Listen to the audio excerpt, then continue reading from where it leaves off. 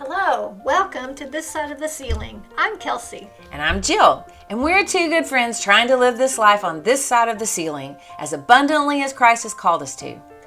We are by no means experts, but we love to study His Word and share everything that He has revealed and taught us. So come along with us as we open up the scriptures and dive into His wonderful Word. Hello, once again to This Side of the Ceiling, and we are in a study of David. That's right. And so the last time that we left David, he had just realized, or he had convinced Jonathan that Saul was against him, and Jonathan put Saul to the test, and sure enough, Saul is against David, trying to kill him.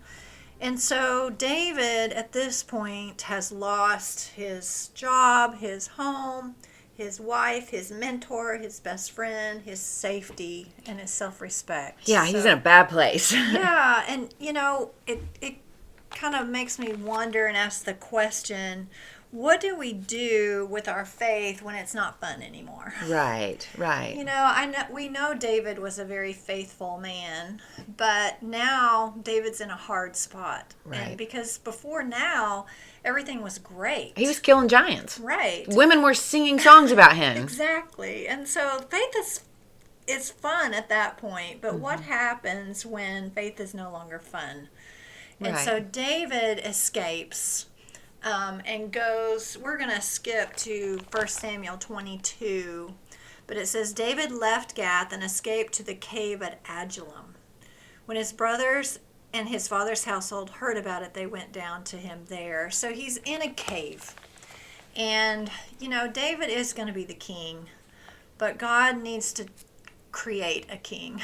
That's right. The problem is not, getting David into the king. God can do that really quickly. Yeah. But the problem is getting David ready to be the king. Right. And this cave's going to forge a king. Right. It's going to create a David that's very different than the David before the cave, I think. And, we always go to the Psalms to see what David is thinking, kind of his journal that Right. we called it. And we really don't know when these Psalms were written, but there are specific Psalms that say they were written when David was in the cave. And so I'm going to go there today to one of them that when David was in the cave in Psalm 142. But it says, I cry aloud to the Lord. I lift up my voice to the Lord for mercy. I pour out my complaint before him, before I tell him my trouble. When my spirit grows faint within me, it is you who know my way. In the path where I walk, men have hidden a snare for me. Look to my right and see, no one is concerned for me. I have no refuge. No one cares for my life. I cry to you, O Lord. I say, you are my refuge, my portion in the land of the living. Listen to my cry, for I am in desperate need. Rescue me from those who pursue me, for they are too strong for me. Set me free from my prison, that I may praise your name. Then the righteous will gather about me because of your goodness to me. So, David at the beginning of this psalm gets real. Mm-hmm. He gets real with his feelings. He gets real with what he's feeling and his pain. He gets real with his pain and his complaint. He even says, I pour out my complaint.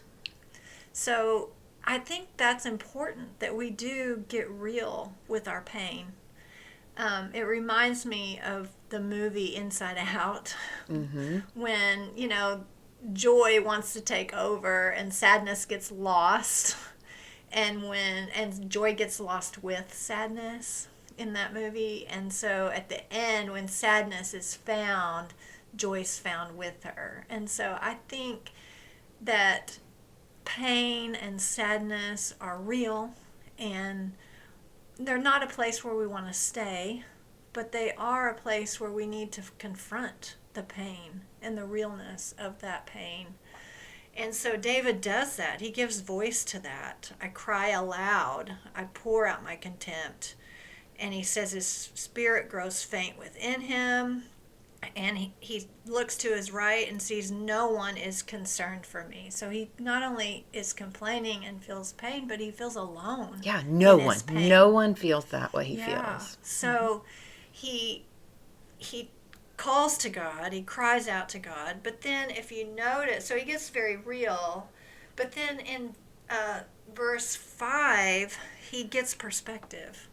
And it says, I cry to you, Lord. I say, you are my refuge, my portion in the land of the living. Like he tells himself what God is to him. You know, he has to convince himself.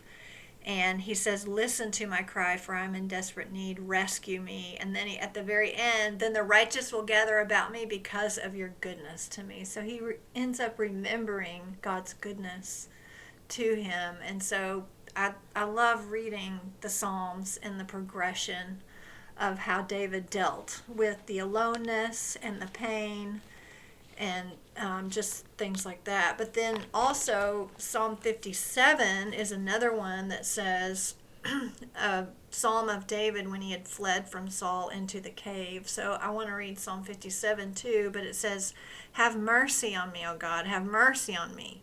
For in you my soul takes refuge. I will take refuge in the shadow of your wings until the disaster has passed.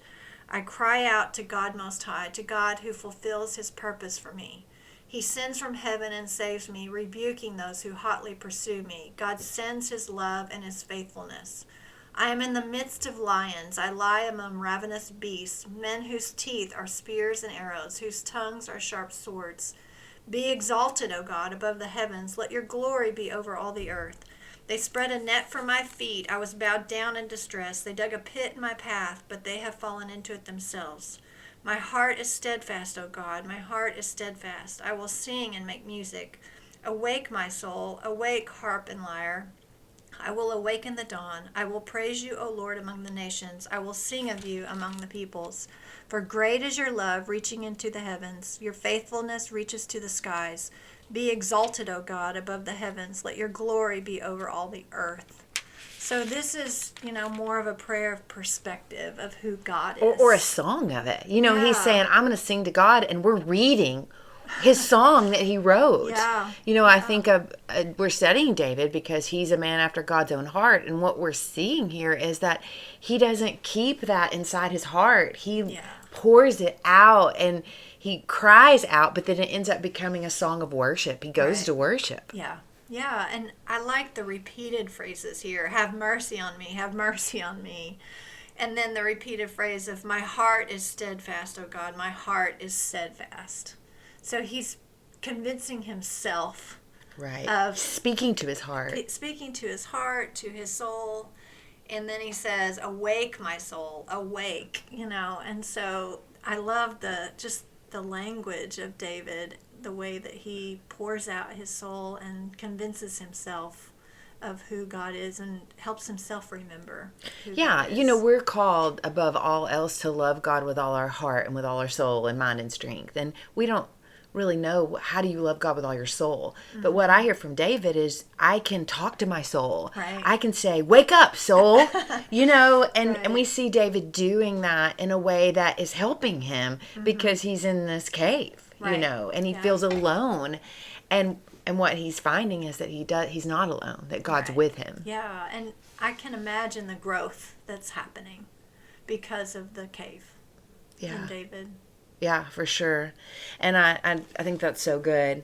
I do think that David feels alone, and even when he's talking about spears, and he literally sees people coming at him with spears. Yeah. He literally has people building traps for him to fall into. So this is not figment of his imagination or writing this. And so God meets him, and he talks about God's steadfast love. And I think that God meets him in the darkness of that cave, but I want to look at one little verse in chapter 23, maybe two verses. Verse 15 and 16 says... 1 Samuel. Yes, I'm in 1 Samuel 23, 15 and 16. David saw that Saul had come out to seek his life. David was in the wilderness of Ziph at Horesh, and Jonathan, Saul's son, rose up and went to David at Horesh and strengthened his hand in God. Mm-hmm. Talk about David being in a cave. This verse says he's in a wilderness. And God not only meets him there, but he sends Jonathan. Mm-hmm. And I think, and it says, I love how the ESV says to strengthen his hand in the Lord. I just picture literally Jonathan trying to put his hands around David, holding someone else and saying, don't give up, don't give up. Right. Don't give up, David. You're going to be the king. I know you are. God has a plan for you.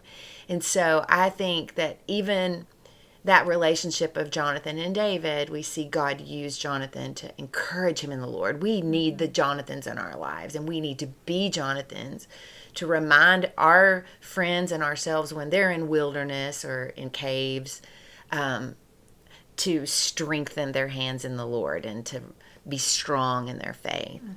But I want to go and look at another story in this period of David's life. And so let's look at chapter 24, and I just want to read the first 4 verses there. When Saul returned from following the Philistines, he was told, "Behold, David is in the wilderness of En-gedi." Then Saul took 3,000 chosen men out of all Israel and went to seek David and his men in front of the wild goats' rocks.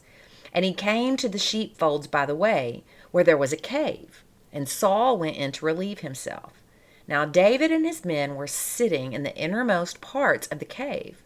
And the men of David said to him, "Here's the day of which the Lord said to you, Behold, I will give your enemy into your hand, and you shall do to him as it shall seem good to you." Then David arose and stealthily cut off a corner of Saul's robe.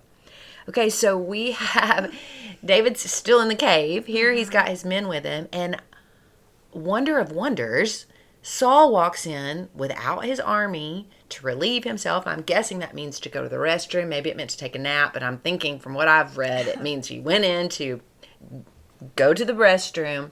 And David he can take him. Yeah, he's vulnerable. Yes, he's very vulnerable. And David's men, all his peers, all these people he's been living with and hanging out with that are on his side are telling him, this is it. This is the day. This is your time. Take him. And they say, this is the day God said you can do what you want to. The only problem with that is that God never said that. Right. And so, sometimes it's very tempting in our life to make Scripture say what we want it to say. Yeah, it's true. Our circumstances or our emotions or we can reason into something. But the Scripture never said that. I turn back to one Scripture, and Jonathan is talking to David in chapter 20, verse 15, and he tells David, do not cut off... He says, if I'm still alive, show me the steadfast love of the Lord that I may not die. This is Jonathan talking to David. And don't cut off your steadfast love from my house forever when the Lord cuts off every one of the enemies of David from the face of the earth. Mm-hmm. See, Jonathan is talking when the Lord cuts off your enemies. Right. And David's peers are saying, the Lord told you can do whatever you want to your enemies. Go for it. And David falls a little bit, he kind of wants to play one of these, he cuts off the robe. Right. It's almost like putting a sign on someone that says like, bang, you're dead. I didn't do anything, but I could have. Yeah. And I think this is a great lesson when you're thinking about peer pressure. Mm-hmm. Because David has been all by himself. He's been feeling lonely. We've just read all that. And then here it is. And his friends are all going, do it, do it, do it, do it. And so David gets out his knife, mm-hmm. and he gets ready, and he cuts off a little piece of the robe. And I want to read the next 2 verses because it tells us a little bit about David's heart. And afterward, David's heart struck him because he had cut off a corner of Saul's robe. He said this to his men, "The Lord forbid that I should do this thing to my Lord, the Lord's anointed, to put out my hand against him, seeing he is the Lord's anointed." So David persuaded his men with these words and did not permit them to attack Saul. And Saul rose up and left the cave and went on his way. David allows his conscience to convict him, and he changes his behavior. Mm. Oh, that we would have a heart that we allow to convict us. And I think that And actually change our And actions. acts absolutely. His conscience is bothering him, and his heart strikes him. You know, the Bible literally says that his heart struck him because he cut off the robe of the king. Right. And this is that heart that God said, this is a heart after me. Right. And here we see a glimpse of that. And David has dishonored Saul. You know, he has cut off that robe. And, you know, remember when Jesus in the Beatitudes, when he's doing the Sermon on the Mount, after the Beatitudes, he says, you know, you've heard it said, don't murder. But I say, anybody who gets angry is liable to judgment. And we see David holding himself to a higher standard. You know, he didn't hurt Saul. He didn't kill Saul. Right. But he becomes convicted because he even thought about it and he even cut off just that little bit of his robe. I think that is the lesson for us, is that we keep our hearts soft so that our conscience can convict us, and we can allow our conscience to convict us and change our behavior. And David listens to that, and he shows restraint, he shows respect, and he's more about showing respect to God than getting revenge for what Saul's been doing to him. Now, he doesn't let Saul get away with it, because if you look down later, he goes out and he calls to Saul and he says, Saul, look at this. I could have killed you. I didn't.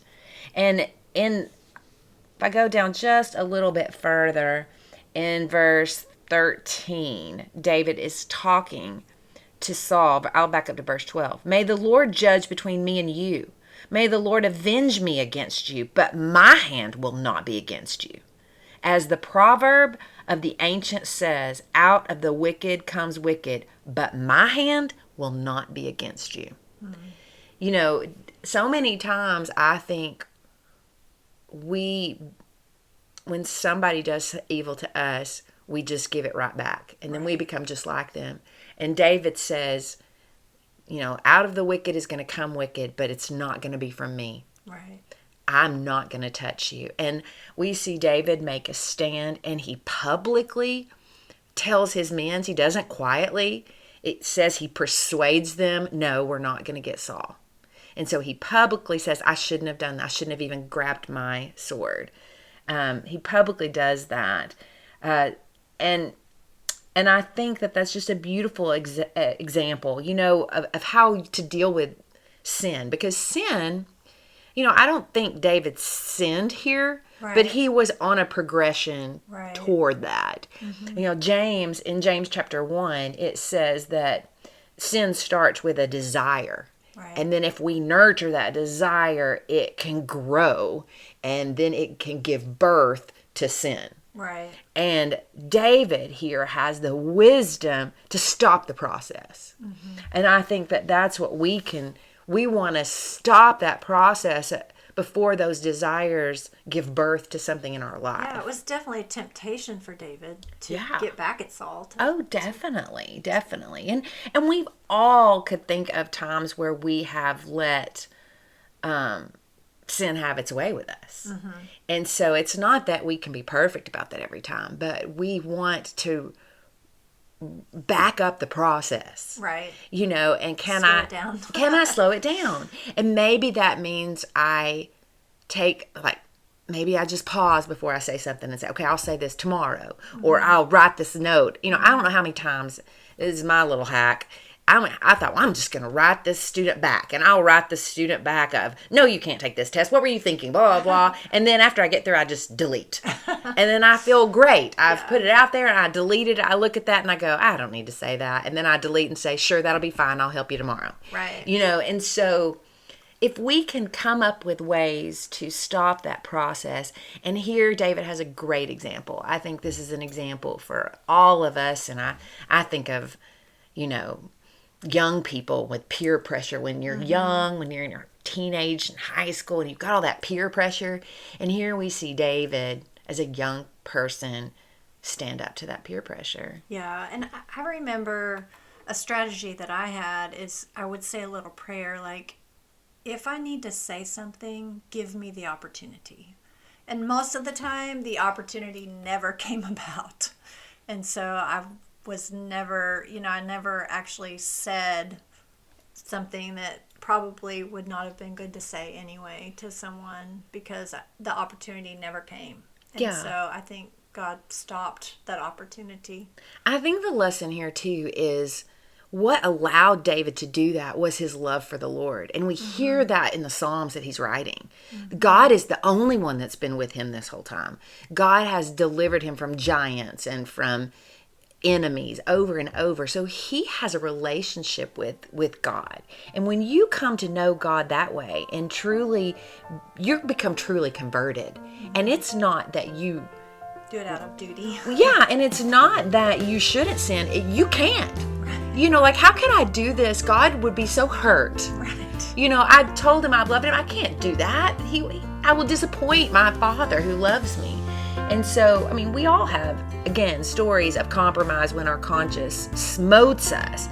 And, you just have to go back and apologize and say, you know what? I'm a Christian. I should not have done that. I should not have said that. Right. And, so a lot of times people say, oh, it's okay. You didn't mean anything. No, I'm a Christian. I should not have said that. Right. My conscience laying in bed plays over something I said or did. And I thought, you know what? I should not have done that.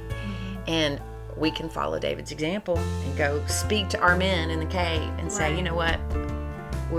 This was the anointed. Yeah. And the proverb that David knew in his heart, from the wicked will come wicked, but it won't be for me. Thanks for listening and journeying with us on this side of the ceiling. See you next time.